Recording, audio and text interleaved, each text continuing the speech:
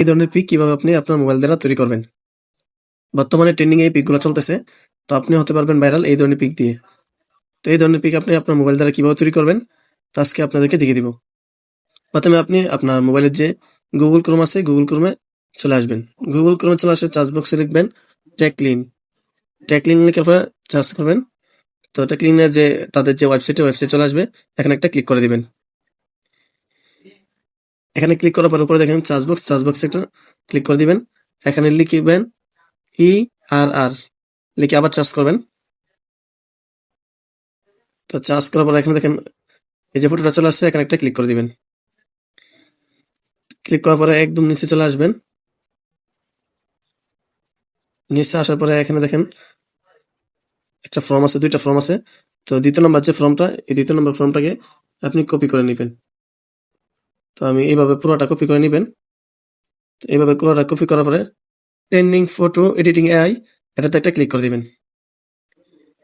এই ট্রাই একটা ক্লিক করে দিবেন। ট্রাই ক্লিক করার পরে আপনাকে এখানে নিয়ে আসবে। তো এখানে গোট স্টার একটা ক্লিক করে দিবেন।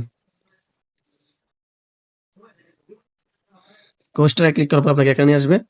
তো এখানে আপনি যে ফর্মটা কপি করে আনছেন, ওই ফর্মটা এখানে ক্লিক করে পেস্ট করে দিবেন।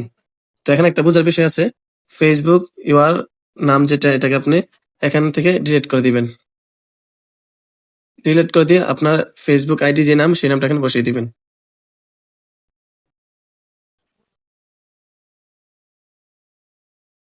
উপরে দেখেন ইউআর নেম, এটাতে আপনার আপনার নামটি বসিয়ে দিবেন।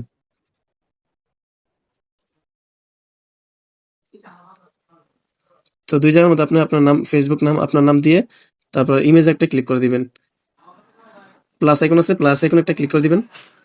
প্লাস আইকনে ক্লিক করার পর এখানে দেখেন অনেকগুলো অপশন আছে। তো আপনি গ্যালারি থেকে যে ফটোটা দিয়ে এরকম ভাইরাল ফটো এডিটিং করতে চাচ্ছেন, তো গ্যালারি থেকে আপনি সেই ফটোটা নিয়ে নেবেন। ফটোটা দেওয়ার পরে আপনি এই অপশনটিতে একটা ক্লিক করে দিবেন।